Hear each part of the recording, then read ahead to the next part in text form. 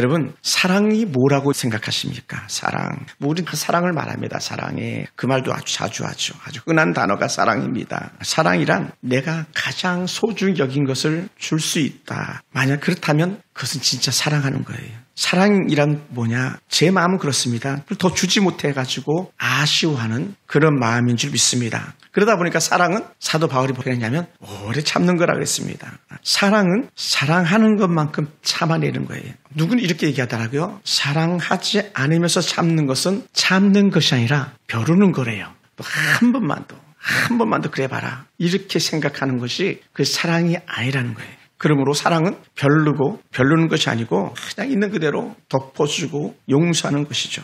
그래서 사랑은 불씨와 같다고 말하기도 합니다. 그것도 어떤 불씨? 작은 불씨. 전 어려서 부엌 아구에 불씨를 아주 소중히 여긴 것을 봤습니다. 그때는 성냥 하나도 귀에 썼으니까요. 그래서 어머님이 그 불씨를 꺼뜨리지 않으려고 아궁에서 불씨를 꺼뜨리지 않고 새벽에 일어나서 밥을 하실 수 있도록 하기 위해서 불씨를 소중히 다루는 것을 보았습니다. 때로는 그 불씨가 꺼지면 화롯에 가가지고 화롯 남아있는 불씨라도 가져와가지고 불을 지피는 거예요. 그러다 보니까 사랑은 불씨와 같아서 불씨를 돌보는 것과 같다라는 거예요. 그러다 보니까 사랑이 뭐냐? 사랑은 저절로 되는 게 아니라는 거예요. 작은 불씨를 가꾸듯이 나의 가장 소중한 것을 내주듯이 할 수 있는 것이 있다면 그것이 사랑이라는 것이죠. 여러분, 예수님의 사랑은요, 전적으로 우리에게 내어주는 사랑이었어요. 하나님의 사랑은 전적으로 우리에게 내어주시는 사랑이었습니다.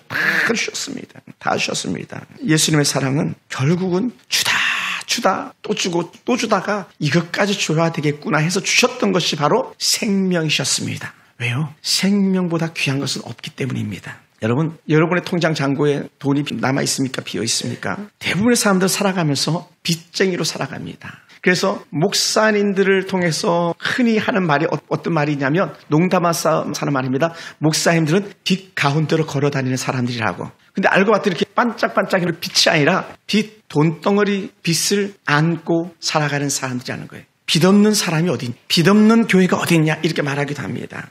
여러분, 그러나 우리는 사도 바울이 했던 귀한 생명 말씀이 우리가 다가오는데 그게 뭐냐? 제가 청년 때도 많이 들었던 내용 중에 하나고 암송했던 말씀인데 로마서 13장 8절에 이렇게 말합니다. 우리가 사랑의 빚 외에는 아무에게도 어떠한 빚도 지지 말자라는 거예요. 할렐루야. 그래서 저는 빚 지는 게 싫었어요. 그래서 할 수만 있으면 우리 교회에서 스타렉스 차량도 얼른 융자 받았던 거 24개월을 얼른 갚아버리려고 과도하게 많이 냈었어요. 그렇다고 제가 빚이 없냐? 그러지 않습니다. 저희 가정도 빚덩이에 올라와 앉아있는 그런 가정이기도 합니다. 하지만 그럼에도 불구하고 우리는 하나님 은혜 가운데 살아가는 사람인 줄 믿습니다. 제가 지난주 중에 필리핀 세부 단기 선교를 다녀왔는데 다녀오면서 제가 받았던 것이 뭐냐, 내가 남아있던 것이 뭐냐라고 이렇게 되돌아보니까 두 가지 크게 말할 수 있는데, 하나는 하나님의 은혜가 크게 제게 남았습니다. 하나님 은혜가 한 여성 선교사님이 가셔서 수많은 생명의 불씨를 피워놓은 그런 선교 돌아볼 수가 있게 되었습니다. 그리고 그 선교사님의 사역을 돕기 위해서 한국에서 전적으로 생명을 걸고 돈을 벌어서 다 선교지다가 묻어두시는 그 남편의 아름다운 값진 희생을 제가 이렇게 보고 은혜를 받고 왔습니다. 그러면서 또 남아있는 하나가 있다면 그것은 빚이었습니다. 빚. 그 빚은 다른 빚이 아니라 사랑의 빚이었습니다. 선교사님 툭 제게 한마디 던지셨는데 돌아온 그레시가 주셨던 말씀이었는데, 목사님 오셨으면 훨씬 더 잘하셨을 거예요. 이런 얘기를 이렇게 하시더라고요. 제가 뭘 잘해서가 아니라 제게 선교에 대한 빚이 남아있거든요. 멕시코나 캄보디아나 중국에 대한 선교의 빚이 남아있는데 그것이 제 마음을 짓누르고 있었습니다. 사랑하는 성도 여러분, 우리는 다 빚진 자들입니다. 예수 그리스도 안에서 사랑의 빚진 자예요. 제가 선교지에서 있는 걸 안 목사님들이 제게 많이 전화를 주셨습니다. 목사님, 다음에는 저도 같이 가겠습니다. 다음에는 우리 교회 성도들도 같이 가게 해주세요라고 하는 그런 요청을 받았습니다. 얼마나 감사했는지. 또 어떤 목사님은, 목사님, 제가 그 선교지 후원하면 안 되겠습니까? 제가 그 선교지에 학생으로 해서 내가 장학금을 내도록 하겠습니다. 장학금을 내면요, 인재를 양성하는 거예요. 인재를. 그리고 또 이번에 같이 갔던 목사님 중에 한 분은, 목사님, 내가 2명을 갖다가 이 캠프에 있는 아이들을 갖다가 생활비를 후원하고 교육비를 지원하겠습니다. 그렇게 얘기해요. 한 번 하면 최소한 10년 이상 해야 된다는 거거든요. 얼마나 그 마음들이 고마웠는지 몰라요. 저는 꿈도 꿀 수 없었던 그런 이야기인데 얼마나 감사했는지 모릅니다. 그리고 평택에 우리에게 쌀을 보내준 목사님은 그러시는 거예요. 목사님, 다음에 갈 때 저도 좀 데려가시고요. 제가 지금부터라도 우리 교회 성도들에게 말해서 선교지 물품을 모아놓도록 하겠습니다. 그러시더라고요. 얼마나 또한 감사한 일인지 모릅니다. 왜 목사님들 그렇게 말하겠습니까? 목사님들 역시 마찬가지 예수 그리스도 안에서 사랑이 빚진 자라는 그런 생각이 있기 때문입니다. 이번에 저도 여지없이 우리 교회 성도들 몇 분이 후원해 주시는 후원금을 가지고 이렇게 사랑을 나눠 주었습니다. 특히 우리 하영이가 준 후원금 가지고는 과자를 그렇게 한 보따리 사가지고 부끄럽습니다만 정말 부끄러웠어요. 가져간 칫솔하고 과자하고 이렇게 2개 조인을 해가지고 과자 2봉지에 칫솔 하나를 갖다가 직접 이렇게 나눠주는 그런 시간도 가졌는데 굳이 막 사진을 찍어대는 거예요. 얼마나 그것이 부끄러운지 모릅니다. 주는 게 뭐 과자 2봉지에다가 칫솔 하나인데 그걸 굳이 뭐 사진을 남긴다 하는데 너무나도 부끄럽고 죄송한 마음뿐이었었어요. 더 많은 걸 주고 더 좋은 걸 줬어야 되는데 그런 마음이 있었습니다. 참으로 그런 기도해 주셨던 분들에게도 감사를 드리고 또 우리 어느 성도님 주셨던 물질은 그대로 우리 성도님 주신 물질입니다 하면서 성교사님께 건너드리는데도 얼마나 제가 마음이 행복했는지 모릅니다. 그래서 그랬는지 모르겠지만 제가요 수도 없이 외국을 다녔지만 이번처럼 해외에서 돌아오면서 빈 가방 2개를 갖다가 들고 오기는 처음입니다. 처음에 갈 때는 가방 꽉 채웠습니다. 코카가 터질 정도로 채웠습니다. 수많은 물건들을 채웠어요. 우리 사모님도 또 우리 또 하은이 하영이가 챙겨주는 물건도 또 정말 곳곳에 흘러나오는 성교물 받았던 것들을 다 채워가지고 팍 채워서 갔습니다. 얼마나 무거웠는지 무려 제가 가면서 백에 23kg 200g이라는 그런 물건을 넣어본 적은요 태어나서 처음이었습니다. 그래서 성교물품을 채워갔어요. 그리고 그것도 모자라가지고 제가 평생에 성교 나가서 배낭을 내고 간 것도 처음입니다. 거기도 다 성교물품을 넣어가지고 갔습니다. 그리고는 다 풀어드리고 오는데 올 때는 아주 홀가분하게 막 우리 예안이가 눈에 밟히는데도 불구하고 막 그냥 빈 가방으로 돌아왔습니다. 그래서 내가 우리 예인이나 우리 예안이에게는 나중에 따로 어디 가서 좋은 선물 하나 줘야 되겠다 그 생각을 가지고 돌아왔습니다. 그럴 경황조차도 물건을 살 생각조차도 없었기 때문에 그렇습니다. 사랑하는 성도 여러분, 빚진 자였습니다. 하나님께서 주셨던 은혜들이 컸기 때문에 빚진 자였어요. 저는 3시간 배를 타고 들어가면서 나오면서 선교사님이 저 앞에 쪽 그 뜨거운 에어컨도 안 되는 배를 타고 3시간, 4시간 오면서 거기서 이렇게 주무시는 걸 이렇게 보면서도 얼마나 마음이 아팠는지 모릅니다. 연세가 60 훨씬 넘은 여인이 무려 15년째 거기서 자신의 모든 걸 걸고 살아가는 그 모습입니다. 현지인들과 똑같이 밥을 먹고 현지인들처럼 거의 그렇게 생활하면서 사는 그 선교사님 볼 때에 제가 가슴이 울컥했었습니다. 또 선교지여서 그랬는지 모르겠지만 둘째 날 밤에 꿈을 꾸는데 귀신을 축사하는 그런 꿈을 꿨습니다. 친구에게 귀신이 들어간 거예요. 제가 보니까 애가 이상합니다. 친구였었어요. 이상해요. 그래 목사님들이 막 계셨는데 되게 이상하다. 우리 같이 기도하자 그랬더니 다 도망가 버리고 목사님 한 분도 안 남았어요. 저 혼자 남아가지고 계속 기도를 하는 중에 너 안에 귀신이 있다. 그런 얘기를 막 했더니 정말로 안에 있는 귀신이 막 뭐라 그러더라고요. 한참을 기도해서 귀신이 쫓아나갔는데 다행스러운 건지 그게 꿈이었습니다. 꿈에서도 막 기도하는 소리가 들리거든요. 가끔 제 기도 소리에 잠이 깰 때도 있거든요. 그러면서 야 선교지가 사단의 역사가 심한 곳이긴 하구나. 그런 생각을 다시 한번 해보았습니다. 여러분 모든 그리스도인들은 빚진 자입니다. 오늘 본문 속의 사도 바울도 내가 빚진 자입니다. 이렇게 고백을 합니다. 여러분 사도 바울이 로마로 번번이 가고 싶어져 가지 못하고 길이 막혔다고 그렇게 말합니다. 그래서 가지 못하는 사도 바울의 마음이 막 불같이 타오르면서 하고 싶었던 말이 뭐냐. 나는 당신들에게 빚진 자입니다. 이런 고백을 합니다. 그래서 13절 14절 이렇게 고백했어요. 형제들아 내가 여러 번 너에게 가고자 한 것을 너희가 모르기를 원하지 아니하노니 이는 너희 중에서도 다른 이방인 중에서와 같이 열매를 맺게 하려 함이로다. 그런데 지금까지 길이 막혔다. 헬라인에게나 야만인에게나 지혜 있는 자에게나 어린 자에게나 다 내가 빚진 자라. 이런 고백을 합니다. 여러분 빚진 자라고 말합니다. 그럼 왜 사도 바울이 굳이 헬라인, 야만인, 지혜 있는 자, 어리석은 자에게 다 빚진 자로 말했냐. 그 당시에 헬라인이나 야만인을 말하면 떠오르는 현상들이 있어요. 그게 뭐냐. 당시 헬라인들은요 문명의 중심에 있었습니다. 그러니까 똑똑한 사람들을 중심에 헬라인 문화가 있는 거예요. 그 헬라 문화는요 철학이나 예술이나 학문이나 과학이나 건축 등 모든 다방면에서 가장 우월한 그런 문화를 가지고 있었습니다. 그 헬라인들 총칭해서 그리스 나라 사람들 말하는 거였어요. 그러니까 그리스는 그 당시 최고의 나라였습니다. 지금도 그리스는 뭐 보통 우월한 나라가 아니죠. 특별한. 그래서 그런 헬라인들 중에 플라톤이 있었고 아리스토텔레스가 있었습니다. 막 유명한 말 있잖아요. 악법도 법이다. 이런 말들 똑똑하니까 그렇게 말하는데 그걸 알아듣는 사람들이 거의 없는 거죠. 사실 우리도 모르잖아요. 성철 스님이 돌아가시면서 이렇게 말했다잖아요.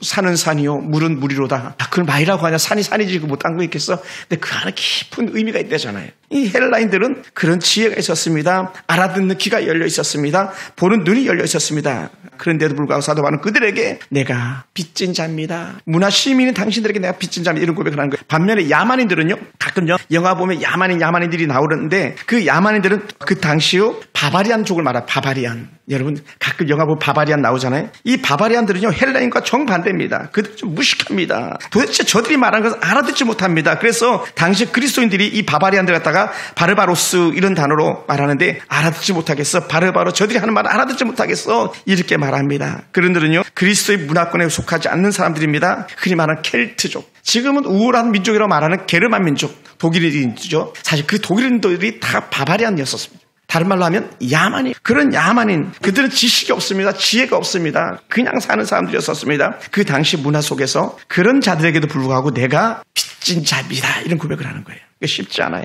사랑하는 성도 여러분, 사도 바울은요. 똑똑한 사람들에게든 배우지 못한 사람들에게든 다 빚진 자의 의식이 그에게 있었습니다. 왜? 그는 자신이 구원받았음에도 불구하고 하나님의 은혜 갚을 길이 없었다는 거예요.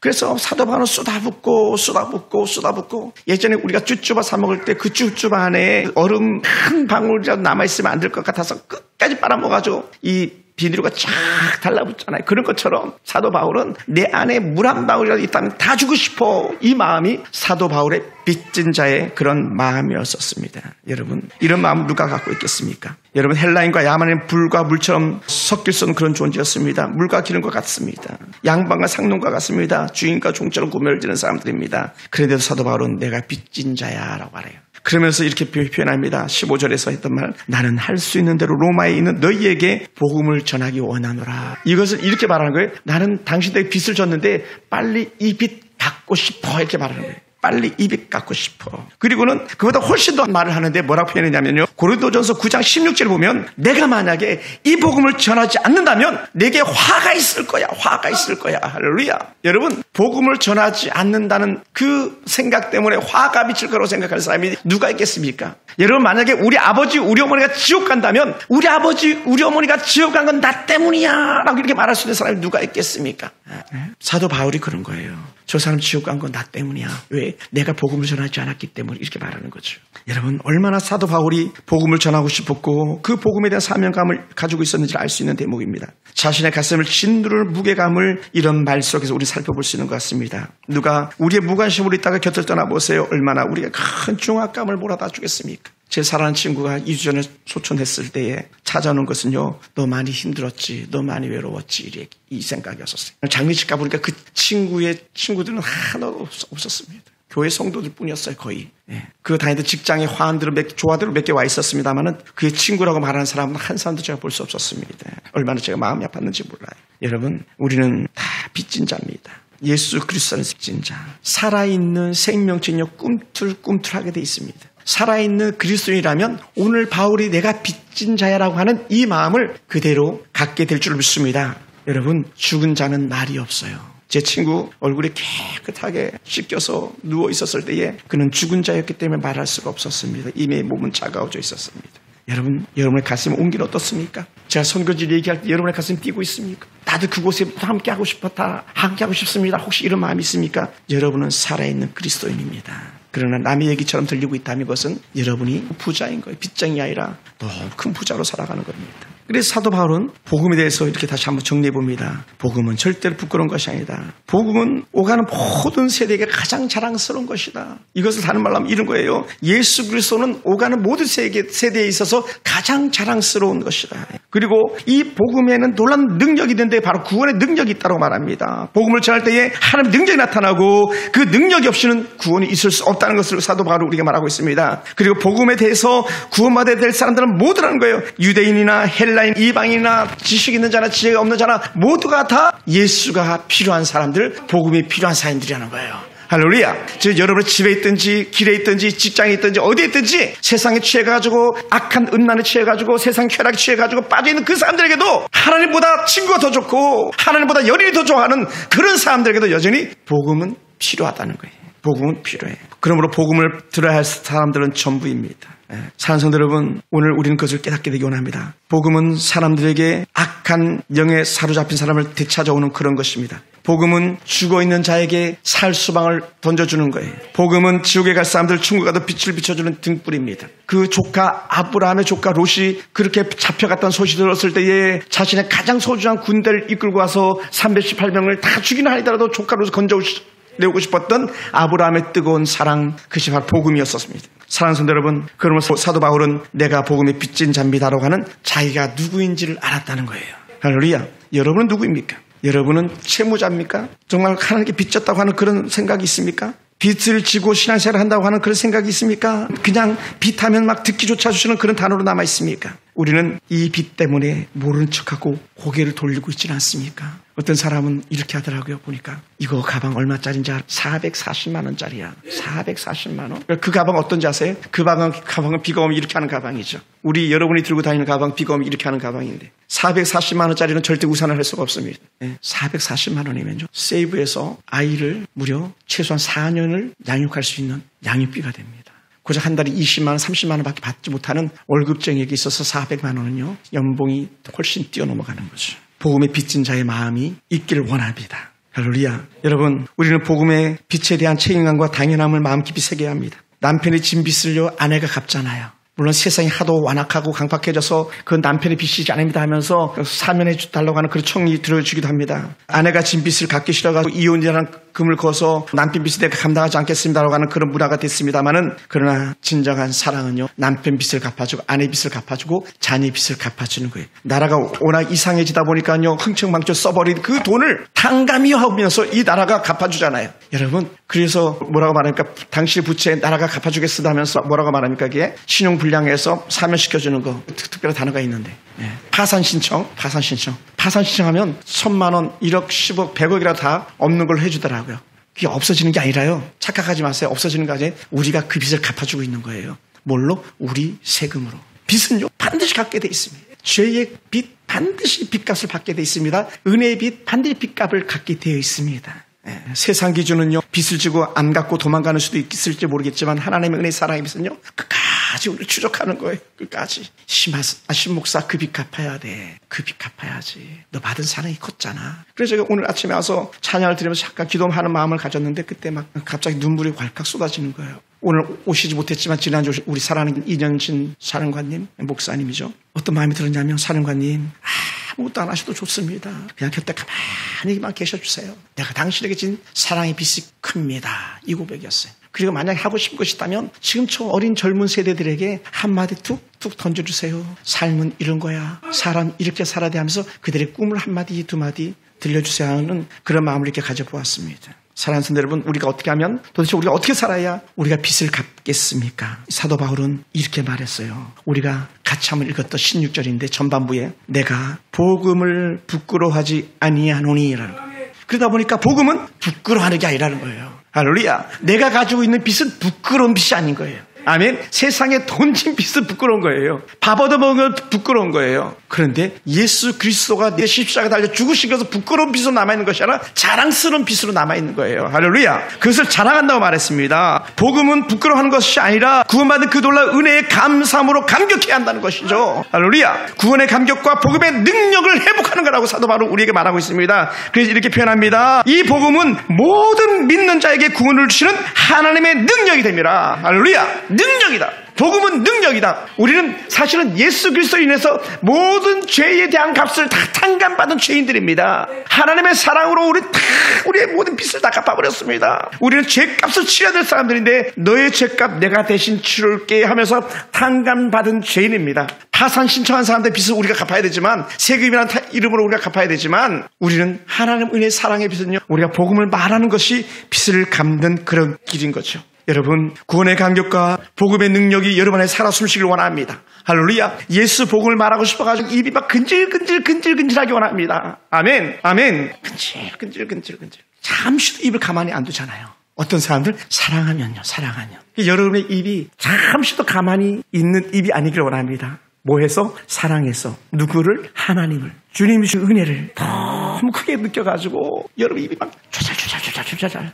가끔 공항에 가보면 애기들이 쉴 데 없이 떠들어요. 제 요번에도 갈 때에 바로 제 뒷자리에 있는 어린아이 둘이 앉았는데 막 울기도 하고 보채기도 하면서 잠시도 엄마를 가만히 안 두더라고요. 왜? 엄마의 사랑을 아니까. 말하면 엄마 들어주니까. 우리의 입이 그렇게 되기 원합니다. 그래서 누군가가 구원의 감격으로 우리에게 복음을 전하지 않았다면 우리는 구원받을 수가 없었을 것입니다. 우리는 지금 이 구원의 놀라운 능력을 가지고 살아가는 사람들입니다. 그러므로 오늘 저와 여러분은 다 사랑의 빚진 자입니다. 그래서 내가 빚쟁이인 것이죠. 우리가 빚을 갚을 대상자는 주변에 널려 있습니다. 우리 주변의 모든 사람이 우리가 빚을 갚아야 할 대상입니다. 복음은 차별함이 없이 살아가는 모든 사람들에게 전해져야 될 것입니다. 한 예를 들어서 말해볼게요. 제가요 선교사님을 위해서 이렇게 얘기했어요. 그 지역 주민들을 이렇게 바라보면서 우리 여기 화장실 하나 줘드리면 안 됩니까? 목사님 화장실 필요 없어요. 화장실 줘줘도 관리도 안 됩니다. 그래서 저 사람들 화장실 없어요. 또 하나는 수상 가옥 마을에 갔어요. 그 도시 빈민가들. 그 수상 마을 가옥에 가면요 화장실이 없어요. 화장실 없는 게 아니라 이 물 위에 떠 있는 집이잖아요. 물에 기둥 박아가지고 거기다 집을 줘놓은 거거든요.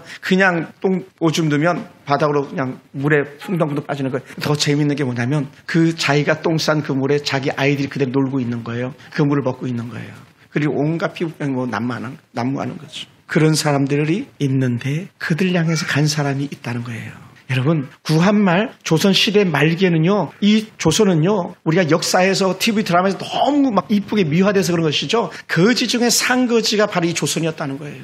아시아에서 전 세계에서 가장 가난한 거지 중에 상거지가 조선이었다는 거예요. 면도를 하나를 써봐도 그렇습니다. 제가 우리 민표절 사님이 산업 면도기가 저기 있어서 제가 그걸 이렇게 가져와서 제가 이번에 썼는데 날이 무려 막 4개 날이 그냥 있잖아요. 근데 옛날 저희 아버님은요 면도기가 없어가지고 나무젓가락 사이에다가 도르코 면도날 껴가지고 그걸로 이렇게 면도기 이렇게 밀었던 게 생각이 납니다. 면도기 날을 4개를 써서 한 번에 깔끔하게 정리할 수 있는 그런 나라가 많지 않습니다. 여전히 손으로 밥을 먹어야 되는. 우리가 먹다 남은 밥을 줘도 너무 기뻐가지고 춤을 추는. 그 가정 주부들에게는 겨우 그냥 뭡니까 분말 그 세제 이렇게 봉지 싸서 주고 또 다른 거 비누 이렇게 싸서 주는데도 좋아가지고 춤을 추는. 그래서 그거 하나 더 받으려고 달려오는 수많은 사람들이 있었는데 우리는요 얼마나 놀라운 은혜 가운데 있습니까? 비누 쓰다가 작으면 그냥 버리기도 있지 않습니까? 그래도 저희 집은 스타킹에도 넣어가지고 쓰기도 하는데 막 벽 닦을 때 쓰기도 하는데 거의 뭐 불편하면 써 버려버리잖아요. 네. 우리는 물질은 부유했지만 그러나 우리가 복음에는 여전히 가난한 자가 되기 원합니다. 어떤 가난한 자? 빚쟁이.